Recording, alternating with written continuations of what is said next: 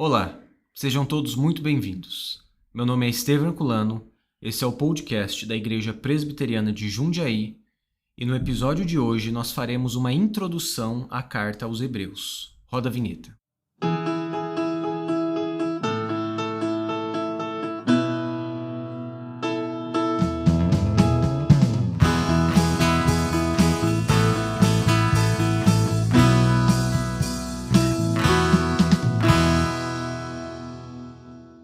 Olá a todos, estamos aqui mais uma vez no mesmo bate-canal, no mesmo bate-horário, para falar sobre a carta aos Hebreus. Hoje o Luiz está aqui comigo, Luiz Henrique, e conversaremos um pouco sobre essa carta, né, Luiz? Isso.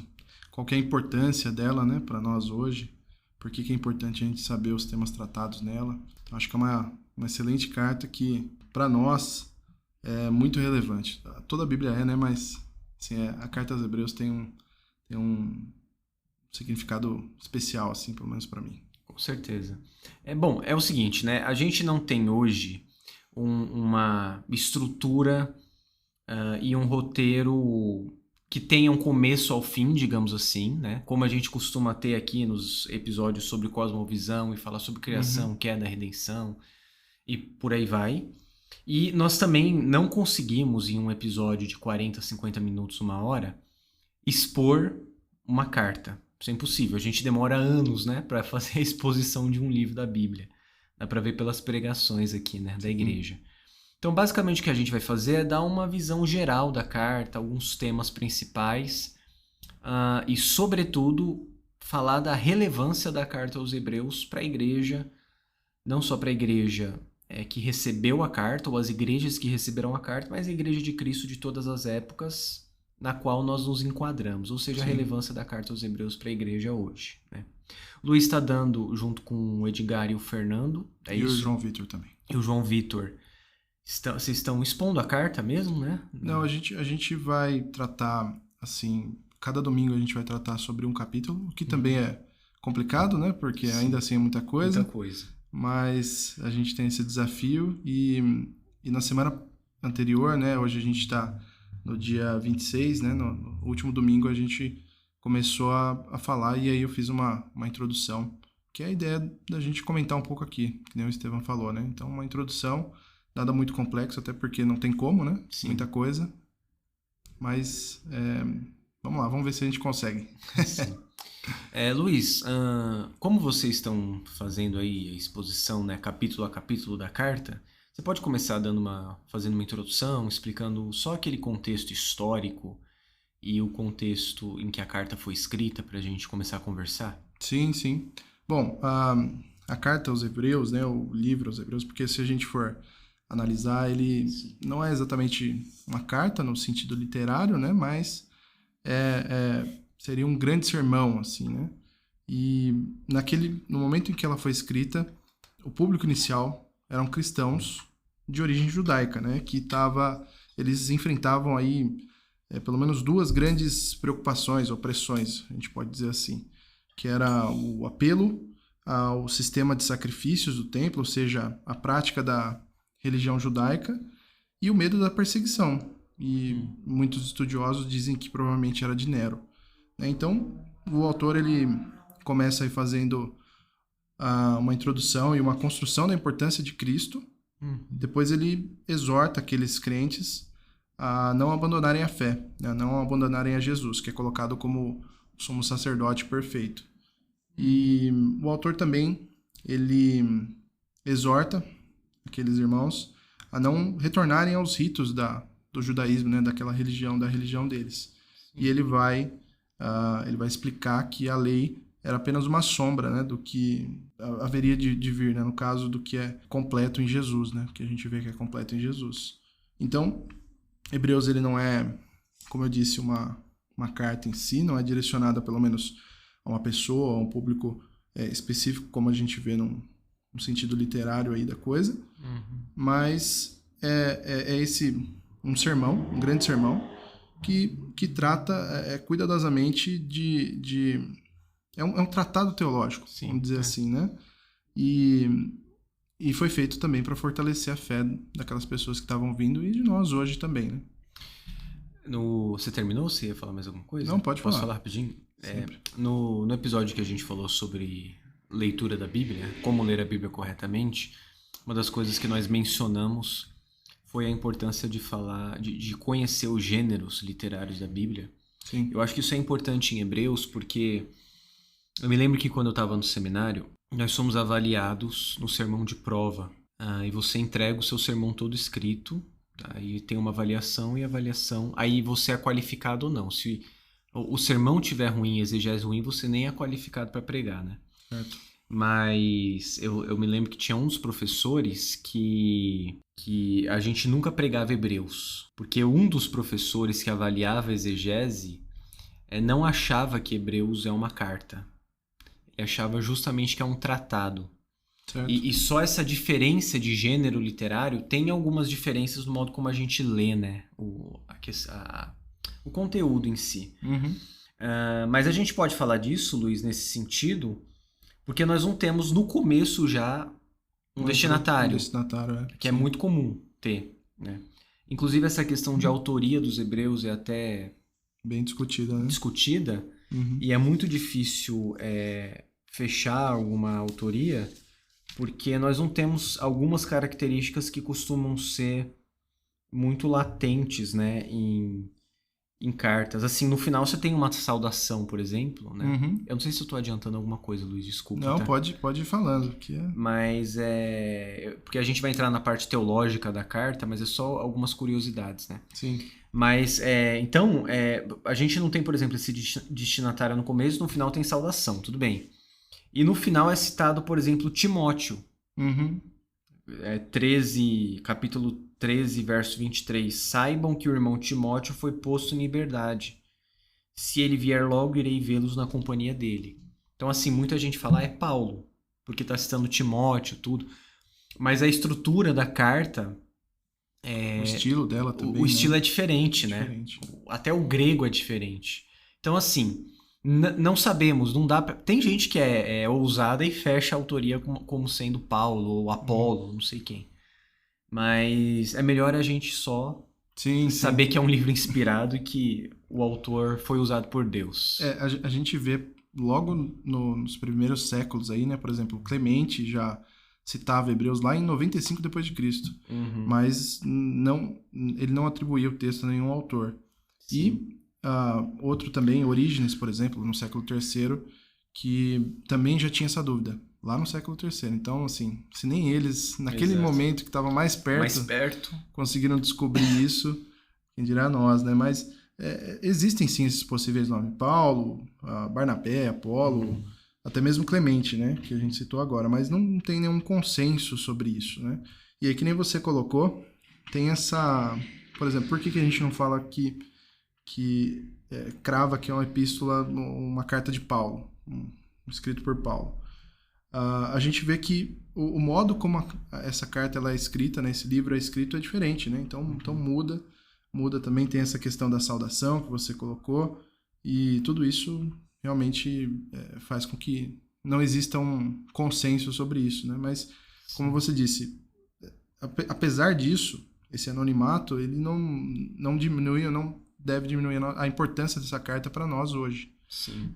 Desde da Igreja Antiga, né, ela já reconheceu esse livro como cânon. A canonicidade de Hebreus. Então, nós precisamos entender que esse livro é sim inspirado pelo Espírito Santo, né? Ele está na Bíblia, e não importa tanto assim saber quem escreveu, né?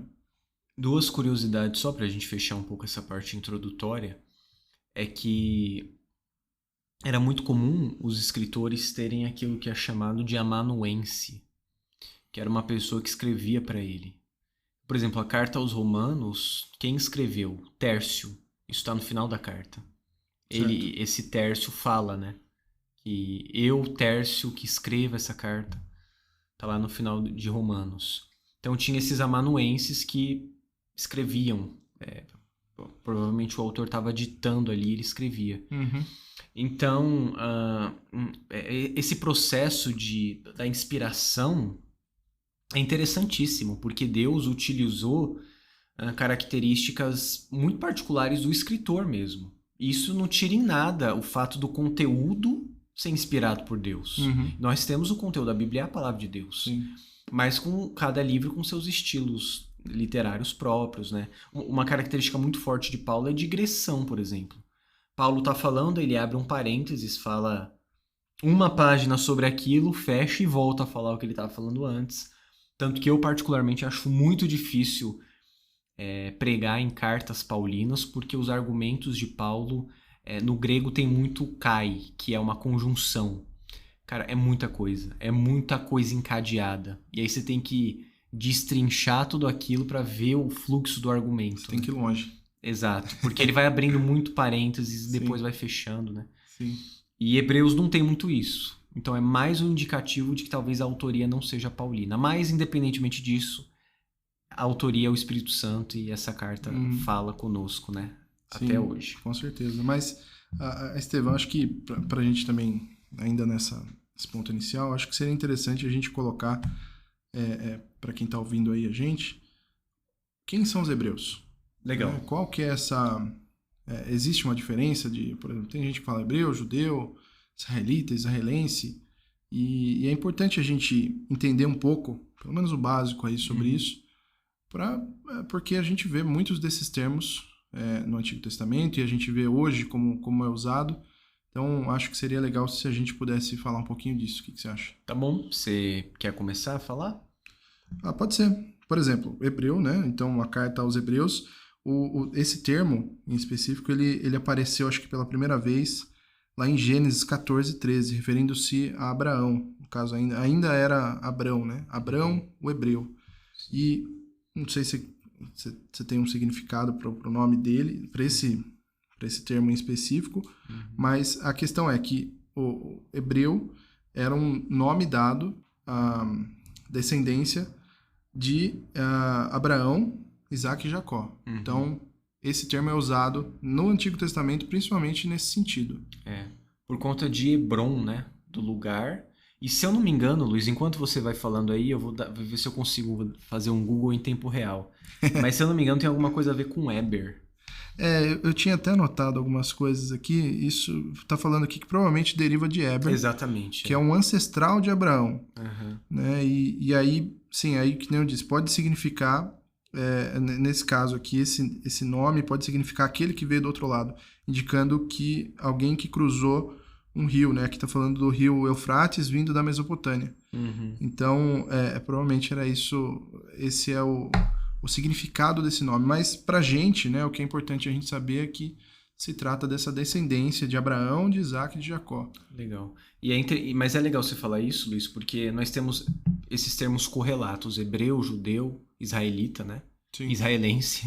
Sim. Mas quando a gente fala hebreu, a ênfase sempre é na descendência, né? Nessa ideia do filho de Abraão, os hebreus. Né?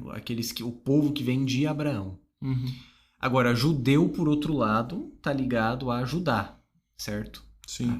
A cidade ali de Judá. Quando teve a divisão, né, do reino, ficaram o reino do norte e do sul, e tinha o reino de Judá, reino de Samaria, né? Sim. E os judeus, esse povo que vem de Judá.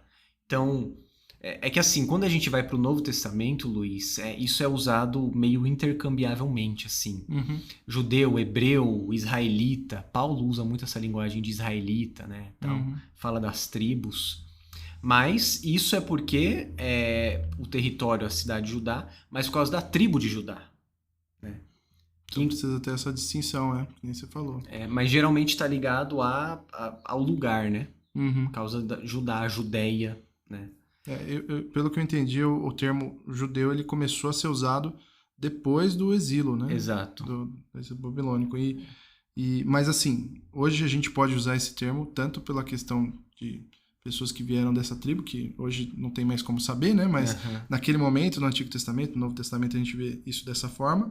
Mas também a gente pode hoje usar isso para falar sobre a religião da pessoa, né? Então, a pessoa ela é judeu por conta da sua religião. Sim. Né? E da sua etnia também, da sua etnia. Né? Porque o judeu não só a religião, mas é tudo, né? A cultura, o Estado de Israel, o Estado judaico. Né? Sim. Mas aí a gente tem um outro termo também que são os israelitas, né? Que literalmente significa filho de Israel. E esse nome, Israel, né, foi dado a Jacó, né? Depois da luta dele com Deus, né? Então, israelitas, eles são os descendentes aí diretos dessas 12 tribos originadas dos filhos de Israel, de Jacó, né? E esse termo é usado no Novo Testamento, né? Paulo usa esse termo falando dos israelitas e tudo mais, né? Sim. E aí, você tinha mais um termo que você usava? Sim, sobre o último termo, que é o termo usado hoje, só para a gente não confundir, que é israelense. Sim, Israelense se trata do Estado atual de Israel, né? O Estado que foi fundado lá em, acho que 1940 e pouco. E se trata de pessoas que nasceram naquele país.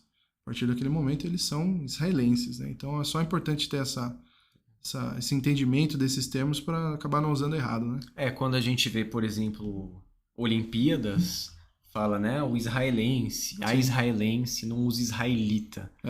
Por causa do fator religioso que está inserido na expressão israelita. Exatamente.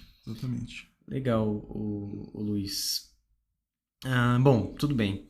Então a gente já falou um pouco sobre a autoria, sobre esses termos comuns usados na carta aos Hebreus, mas pegando esse gancho da ideia dos hebreus, esses hebreus então são crentes descendentes de Abraão, crentes que se converteram para o cristianismo, mas que eram judeus. Sim. Né? São os destinatários primários da carta. Isso. E a gente pode falar que existem alguns problemas particulares acontecendo na época, certo? Que o autor se propõe a responder. E uma coisa é certa, o autor conhecia muito o Antigo Testamento. Com certeza. E aqueles crentes também. Porque ele fala muito de sacrifício, né? Fala de tudo que era feito na religião judaica no geral. Então, quando ele vai falar de Jesus, e o foco dessa carta é Jesus, desse livro é Jesus, ele se baseia muito no Antigo Testamento. Então, as pessoas que, os primeiros ouvintes desse livro, eles sabiam do que é que ele estava falando. E para nós também isso é importante, né? A gente precisa conhecer um pouco mais sobre, por mais que a gente não siga hoje, né, os ritos, as festas judaicas e tudo mais, Jesus é judeu, ainda assim ele é judeu, né? Então, conhecer um pouco mais sobre como ele se revelou, sobre essa revelação progressiva de Deus, que vem desde o Antigo Testamento até e se culmina no Novo, né? É importante para nós, para a gente entender mais de quem é Jesus, do que se fala a Bíblia, porque o tema central da Bíblia, no geral, é Jesus, né? Sim. Então, mas não sei se tem problema de eu falar um pouquinho isso, mas claro, vai lá. Existem 5 grandes objetivos expressos pelo autor de Hebreus. O primeiro deles, né, é justamente a doutrinação teológica. Então, o autor, ele mostra aí diversos pontos de doutrina. Então, como eu disse, esse livro não é uma carta, no sentido literário.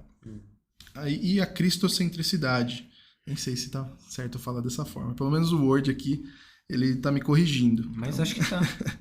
Mas foi como eu disse, Jesus, ele é o objeto, né? Ele é o centro de toda a revelação, centro agente de toda a revelação, desde o Antigo Testamento até o Novo. Aí tem a progressão da revelação também, comentei um pouco. Então Deus, ele se revelou progressivamente, né?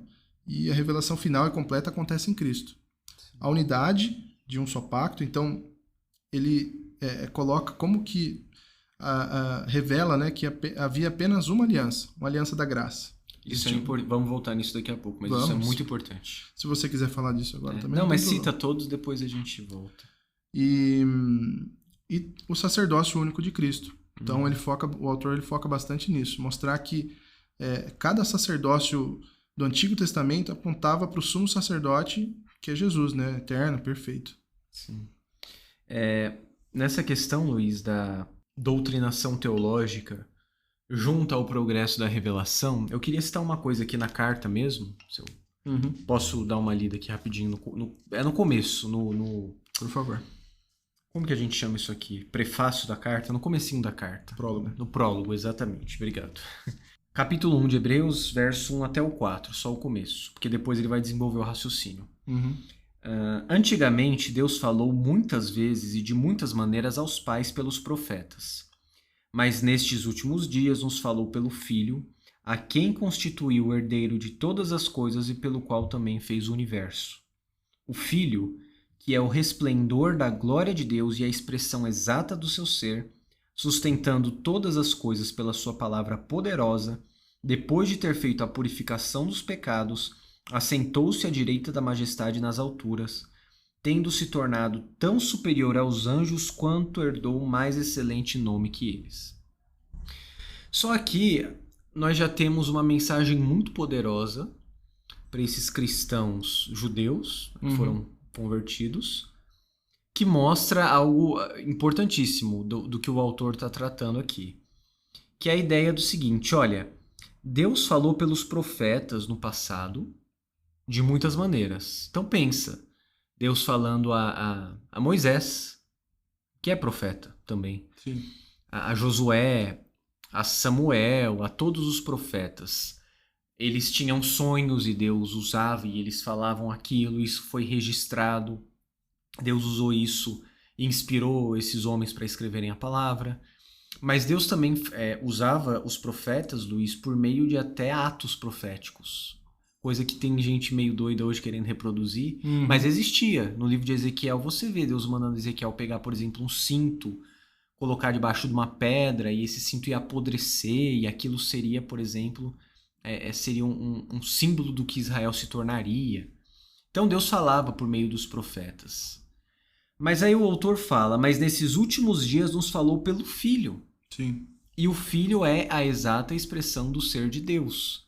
Ou seja, você consegue perceber que nos tópicos que você citou, tanto essa ideia da doutrinação quanto da revelação progressiva já estão nesse comecinho de Hebreus? O autor falando, vocês precisam crer na mesma doutrina que os profetas já falavam. E essa mesma doutrina é a doutrina de Cristo. Porque se Deus falava por meio de profecia e tudo mais, ele nos fala por meio do Filho agora.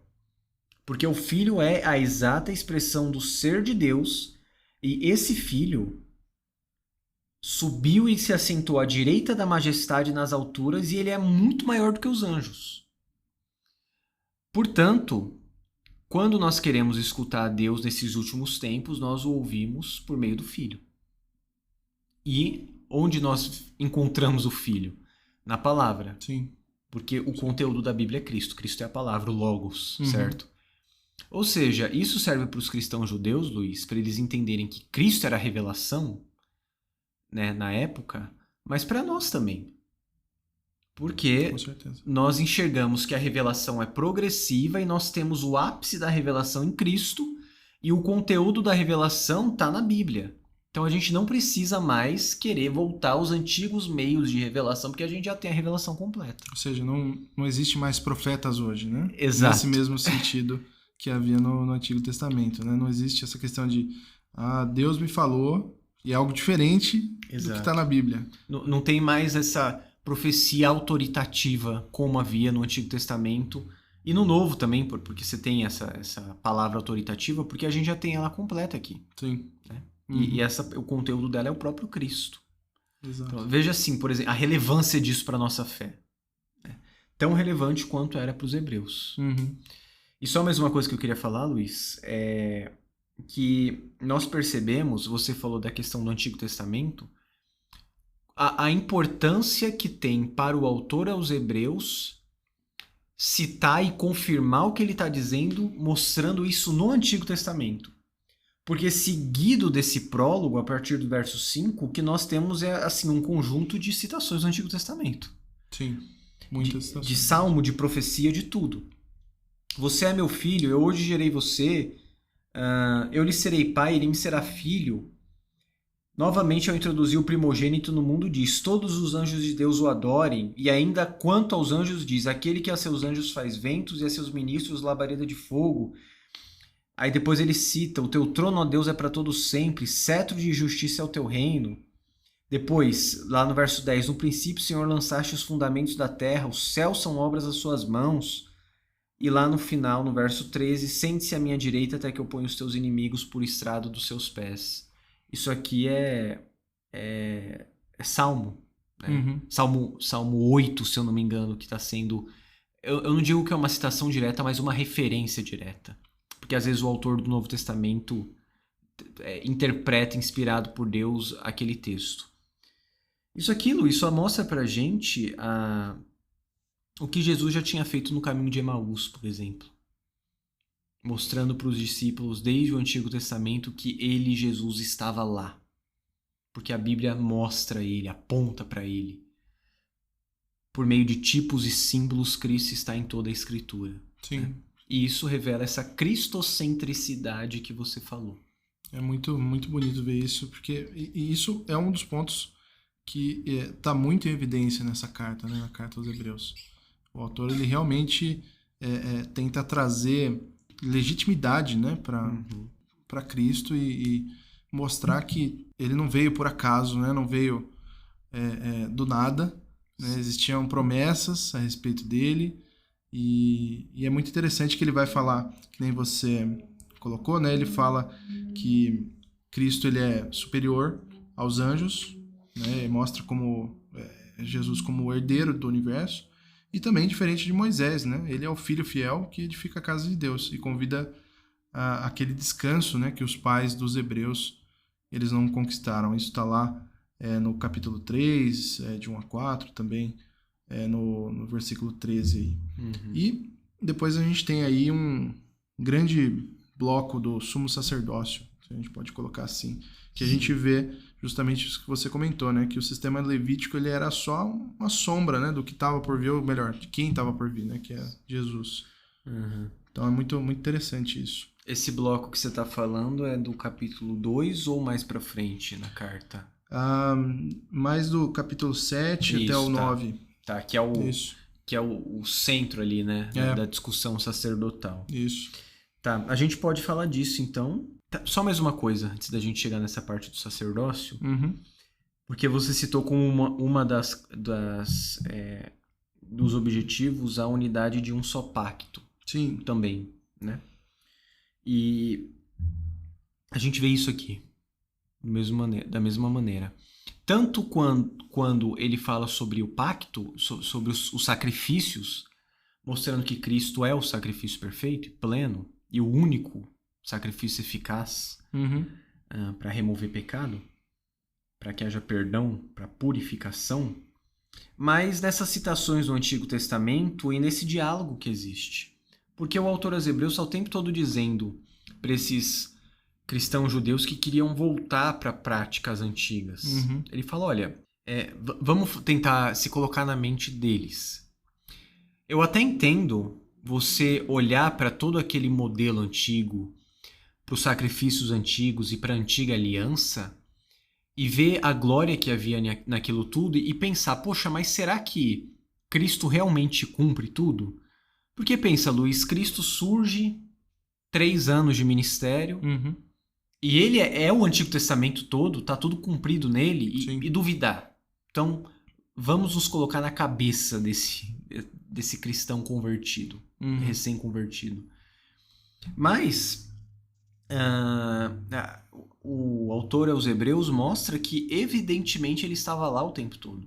É como quando Jesus vai falar com os fariseus e discutir com eles, se eu não me engano em João 8, pode ser 7 ou 6 também, mas ele está discutindo sobre Abraão com os judeus. E ele fala, olha, Abraão viu o meu dia e se alegrou. Aí os fariseus falam, você não tem nem 50 anos e viu Abraão? E Jesus fala, antes que Abraão existisse, eu sou. A gente tem esse tipo de coisa acontecendo aqui. E o autor aos Hebreus mostrando, olha, quando você estava lendo sobre Abraão, sobre Moisés, Cristo estava ali e ele seria o perfeito Abraão, o perfeito Moisés, porque ele é o pacto. Né? E ele já está lá desde que o Senhor anuncia um descendente que esmagaria a cabeça da serpente. Cristo já estava presente ali. Ou seja, esse pacto que foi feito ali com Abraão, né, depois reafirmado com Moisés, ele é celebrado no sangue de Cristo. Né? Com certeza. A gente vê isso. Isso é um só pacto. Né? Existem essas diferentes administrações, mas o propósito sempre foi o mesmo, né? Sempre foi redimir um povo para Deus. Pacto da graça, desde que o homem caiu e não cumpriu o pacto das obras, é um só. A nova aliança, ela não anula a antiga aliança, né? Mas ela Com certeza. cumpre, ela aperfeiçoa. Com certeza. E aí a gente vê que Jesus é o mediador dessa aliança, né? Da aliança eterna, né? Que une os crentes de todas as épocas, né? Então, por isso que a gente diz que a gente está ligado a Abraão da mesma forma que a gente está ligado aos nossos irmãos hoje. Porque nós fazemos parte de uma mesma aliança, né? Exatamente. E temos a mesma fé. Temos a Ainda mesma que fé. os antigos tivessem fé por meio dos tipos e símbolos, Sim. das sombras que eles viam, mas eles criam no mesmo Jesus, que hoje nós temos claramente revelado, mas é a mesma fé. Isso mesmo. Tá, quer ir um pouco para os sacrifícios agora? Pode ser. E eu acho que é importante a gente entender sobre essa questão essa base da religião judaica, sacerdócio, sacrifício, porque justamente a gente vê várias referências disso, não só na Carta aos Hebreus, mas principalmente nela, a gente foco hoje é nela, mas eu acho que seria interessante a gente colocar aqui um pouco sobre como que funcionava o sacrifício naquele momento, né? Naquela época em que essa carta ela foi escrita. Por exemplo, a gente vê como que teve a origem do sacrifício. Então, família de Levi, né? Herança de Arão aí no caso, isso está lá em Êxodo. Uhum. E a gente vê isso no Novo Testamento cumprido em Jesus. Jesus ele segue a ordem de Melquisedeque, né? Que foi designado por Deus, sem necessariamente essa genealogia levítica, porque Jesus era da tribo de Judá. Mas a gente vê que, de novo, Hebreus ele se preocupa em mostrar essa legitimidade Exato. de Jesus, né? Não sei se você quer falar um pouco sobre Melquisedeque, alguma coisa nesse sentido. É, difícil. Mas assim, o que nós sabemos, Melquisedeque, rei de Salém, rei de paz. O autor aos Hebreus, a Bíblia, né, mostra Jesus como tendo um sacerdócio igual ao de Melquisedeque, sacerdócio perpétuo, segunda ordem de Melquisedeque. Abraão deu a Melquisedeque o dízimo de tudo, que mostra que ele era muito grande. E ele é um tipo de Cristo justamente por causa desse sacrifício perpétuo, que não está ligado necessariamente à tribo de Levi, mas é um sacrifício maior, é um sacerdócio maior, de uma ordem maior, uma ordem que se sobrepõe à ordem levítica. Porque o sacrifício levítico, a ordem levítica, era gloriosa. Os sacerdotes tinham um trabalho muito difícil, mas eles eram os mediadores da época. E eles eram os responsáveis por ensinar a lei ao povo. Mas o sacrifício que eles praticavam era imperfeito. Agora, a ordem sacerdotal de Jesus é superior, porque ele oferece o sacrifício perfeito e não precisa ser repetido anualmente no dia da expiação. Por isso, Jesus é maior do que Levi, maior do que Arão, maior do que os sacerdotes levitas. E como você disse, né, por exemplo, se a gente olhar a natureza desse sacerdócio, né, o sacerdócio levítico, ele era imperfeito, transitório. Os sacerdotes, eles morriam e eram substituídos. Exato. Eram todos da tribo de Levi, mas tinha essa sucessão. Já como você bem colocou, o sacerdócio de Jesus ele é eterno, né? Ele permanece para sempre. E o local dessa mediação, isso acontecia no Antigo Testamento, no tabernáculo, né? No templo terrestre. Né? Então, somente o sumo sacerdote ele entrava uma vez por ano no Santo dos Santos para oferecer o sacrifício. Né? E se ele não tivesse feito todos os ritos que eram necessários, né? Se ele tivesse em pecado nesse sentido, ele morria lá dentro mesmo, né? O banho da purificação, e oferecia o sacrifício com os cordeiros, um para o povo e um para ele próprio. E depois ele também tinha outra purificação, que ele praticava, né? Tudo era muito ritual, porque Deus é santo. Sim. E quando um homem pecador chega na presença de um Deus santo, essas coisas demonstravam o tamanho da santidade do Senhor.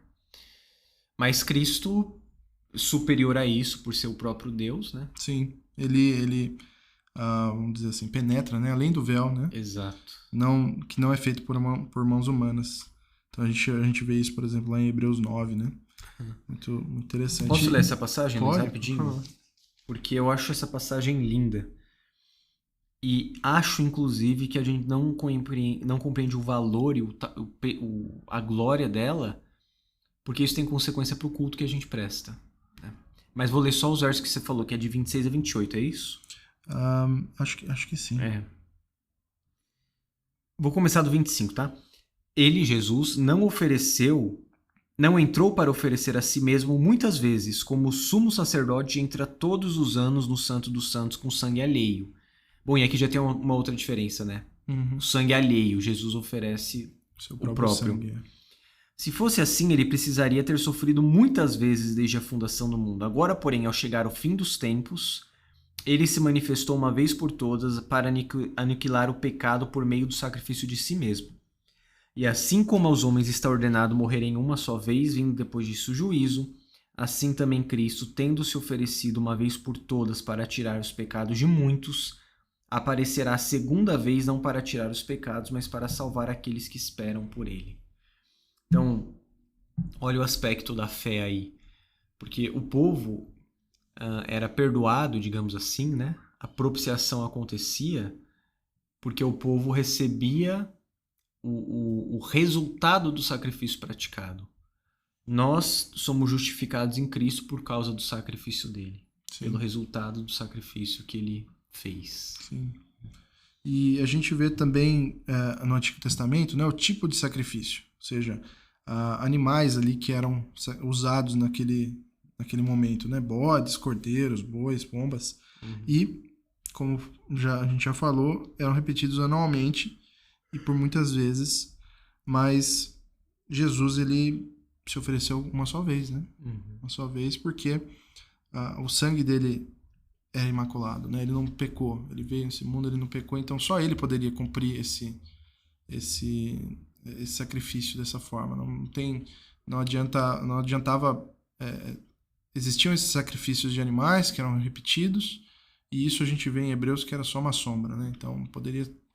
Sangue de animais não cobre o pecado. Exato, exatamente. E falando sobre a eficácia dos sacrifícios, né? Era um cumprimento temporário. Então, não purificava a consciência, como é colocado lá em Hebreus, né? Existia essa repetição contínua e não tinha uma plenitude. Mas a gente vê o perdão definitivo e a purificação da consciência em Jesus, né? Uma única oferta é necessária, né? Os sacrifícios eram de alguns tipos no Antigo Testamento. Dentre eles, por exemplo, o sacrifício diário era o holocausto. Era feito todos os dias. Certo. E o holocausto era aquela oferta totalmente queimada sobre o altar. E no Novo Testamento, a Bíblia diz que Cristo é um sacrifício de aroma agradável a Deus. Expressão usada para o holocausto que era totalmente queimada. Aquela fumaça da carne e da gordura sendo queimadas era um aroma agradável a Deus. E como Cristo é um aroma agradável a Deus, se ele não foi queimado como o holocausto? Bom, ele foi, teologicamente. A ira de Deus sacrificou Jesus. Sim. O Pai fez isso com o Filho. E isso foi um sacrifício agradável a Deus porque o pecado foi punido nele. Por isso, quando Deus nos olha hoje, ele nos olha através do sacrifício de Cristo. E já não resta pagamento pelos pecados. Porque já foi pago. Sim. Bom, a expressão que Jesus usa lá, o tetelestai, né, o está consumado. Ele se sacrificou e esse sacrifício completo foi agradável a Deus e, portanto, o povo dele, nós os eleitos, que somos o alvo do sacrifício de Jesus, não pagamos mais. Esse termo aí que você falou, ele era usado para firmar contrato, é isso, não é? Algo nesse sentido? O tetelestai, isso. Sim. Que é exato. Ou seja, foi cumprida a Foi parte. cumprida. Não precisa de mais nada. Exato.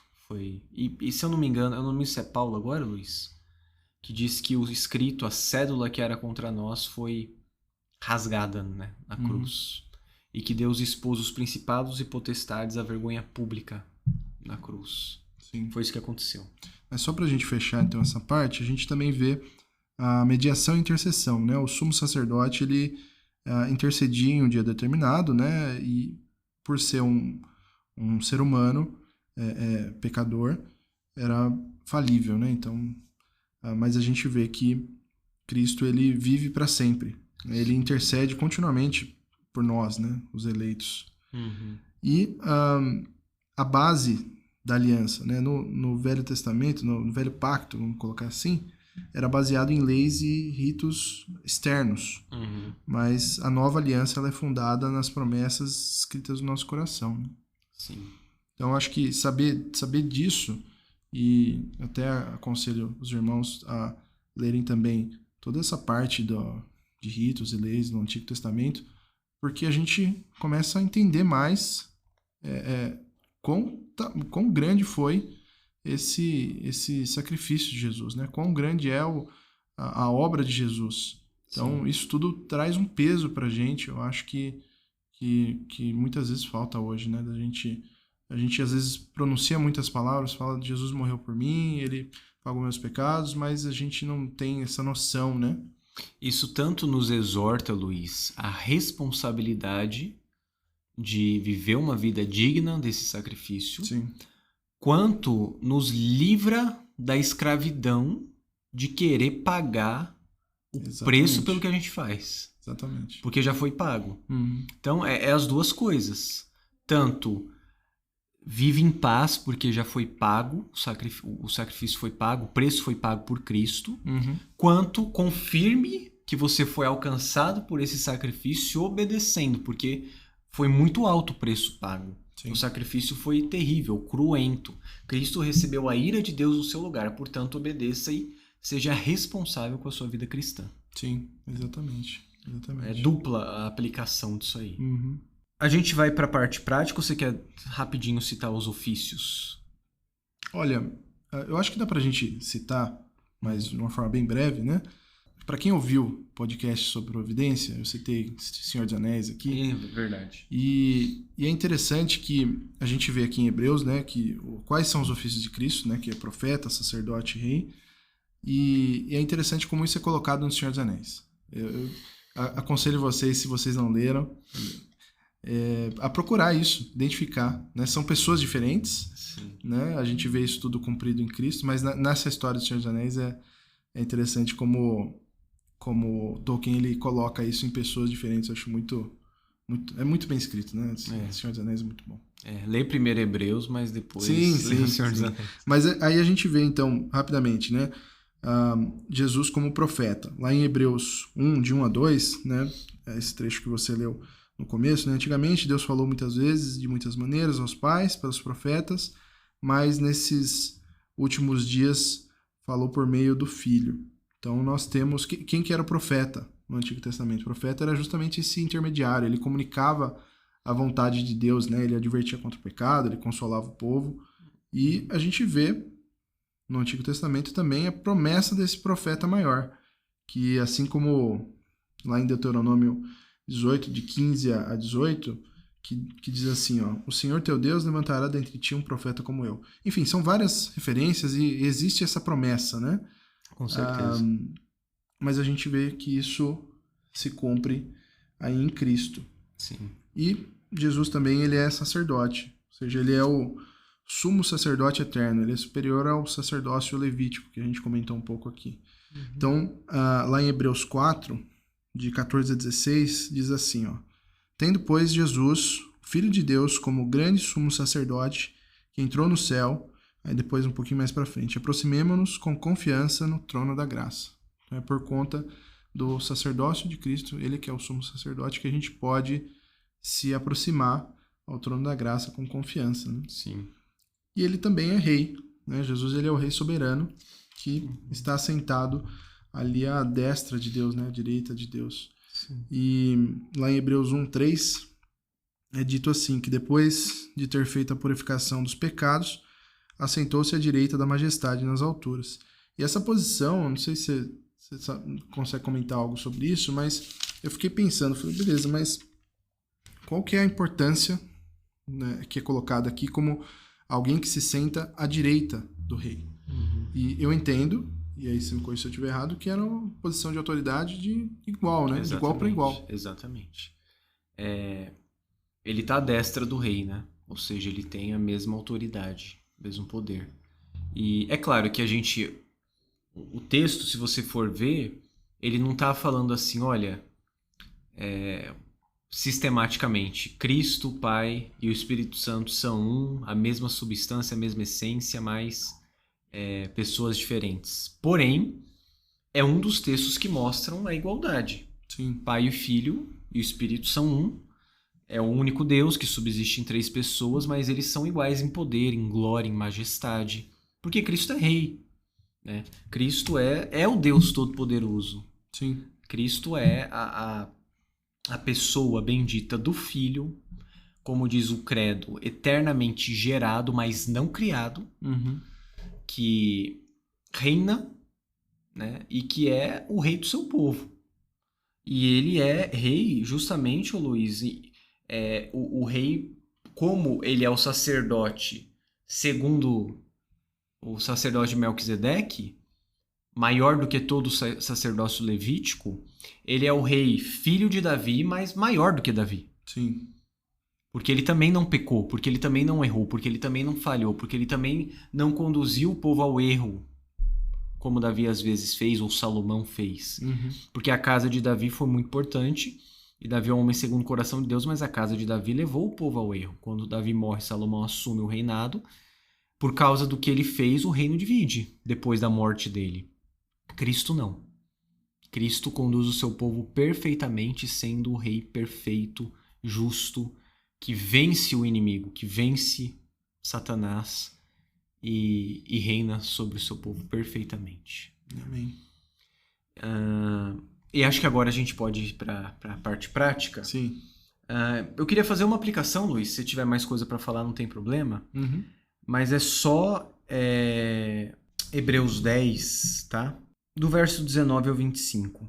É uma aplicação para a igreja neotestamentária baseada em tudo que a carta aos Hebreus representa, tá? Portanto, meus irmãos, tendo ousadia para entrar no santuário pelo sangue de Jesus, isso aqui a gente sempre ouve falar. Tendo ousadia, o trono da graça, como você comentou em Hebreus 4. Sim. Mas aí continua dizendo o texto. Pelo novo e vivo caminho que ele nos abriu por meio do véu, isto é, pela sua carne, e tendo um grande sacerdote sobre a casa de Deus, aproximemo-nos com um coração sincero, em plena certeza de fé, tendo o coração purificado da má consciência e o corpo lavado com água pura. Você citou isso, sacrifício que lava a consciência, né, o corpo. Guardemos firme a confissão da esperança sem vacilar, pois quem fez a promessa é fiel. Cuidemos também de nos animar uns aos outros no amor e na prática de boas obras. Não deixemos de nos congregar, como é costume de alguns, pelo contrário, façamos admoestações, ainda mais agora que vocês veem que o dia se aproxima. Ou seja, o que o texto mostra é que nós temos, por meio de Cristo, ousadia para entrar no santuário verdadeiro. Santuário do qual o templo, o tabernáculo era um modelo. Porque Deus falou para Moisés, olha, faça tudo segundo o modelo que eu te mostrarei. Sim. E o verdadeiro santuário é onde Deus está, o Santo dos Santos. Cristo nos permite entrar nesse Santo dos Santos, porque ele rasgou o véu, nós entramos além do véu pelo vivo e novo caminho que ele abriu.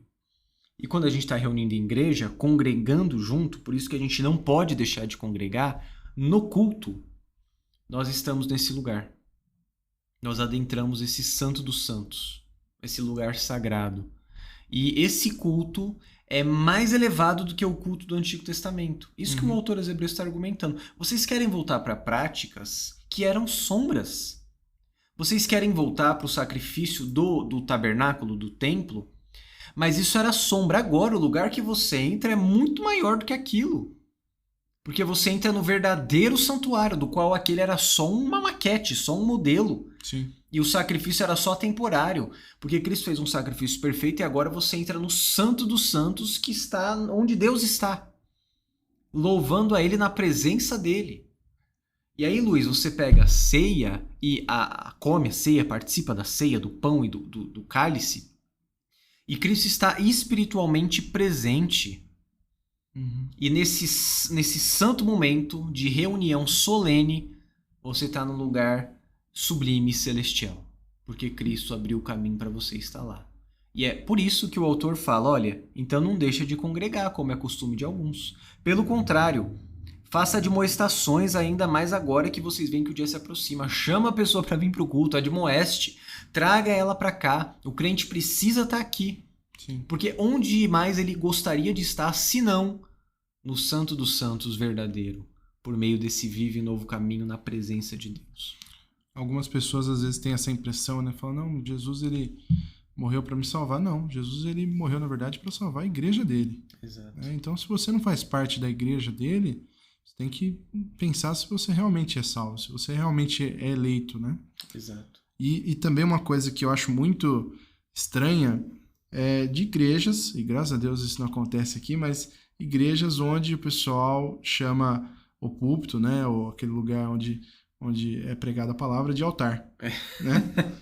Então, dizer isso é dizer que, de alguma forma, ainda é necessário algum sacrifício. Mas a gente vê aqui na carta aos Hebreus que o sacrifício já foi feito, de uma vez por todas, né? Não existe altar mais, graças a Deus. Graças porque a Deus. O altar perfeito foi o que Cristo morreu, a cruz. Sim. E nós temos púlpito, sei lá, plataforma, mas são só homens pregando o que Cristo já fez. Uhum. Não tem outro sacrifício acontecendo. Tem na missa. Ah, sim. Isso aí sim. Pra gente, graças a Deus, o sacrifício é eficaz e foi feito de uma vez por todas. Ou também igrejas que guardam sábados ou que exigem que as pessoas sigam aquela dieta judaica. Né? Não vou nem falar dessas igrejas que têm as festas judaicas, né? Páscoa, festas dos tabernáculos, né? Isso também, como a gente viu, tudo isso é uma sombra, né, do que foi cumprido ali em Cristo. Mas a gente também, eu acho que a gente pode cair nessa, falar, não, mas a gente está tranquilo, a gente é uma igreja reformada, né? A gente não vai querer voltar para coisas assim, né, para obras e tudo mais, mas a gente muitas vezes pode também anular o sacrifício de Cristo quando a gente acha que o culto ele é só válido se ele seguir um modelo litúrgico como a gente determinou que tem que ser. Eu não estou falando que não deva existir uma liturgia, e a gente entende que a liturgia que a gente tem no culto hoje ela é bíblica, né? Ela está baseada na palavra, mas achar que só isso como eu posso dizer, julgar outras igrejas que fazem diferente da gente. Uhum. A gente também, nesse sentido, está aí anulando o sacrifício de Cristo de alguma forma, né? É aquilo, a gente é uma igreja confessional e segue aquilo que nós cremos ser o correto. E somos uma igreja litúrgica, eu agradeço a Deus por isso, Sim. porque precisa ter liturgia no culto, né? Eu sou bem tradicional nesse sentido, mas sim, né? O sacrifício de Cristo, obviamente, é maior do que isso. Agora, é claro, eu acho que é importante também dizer, Luiz, que a gente precisa valorizar a reunião solene, o culto. Com certeza. Porque eu acho que a gente ficou tão acostumado como protestante evangélico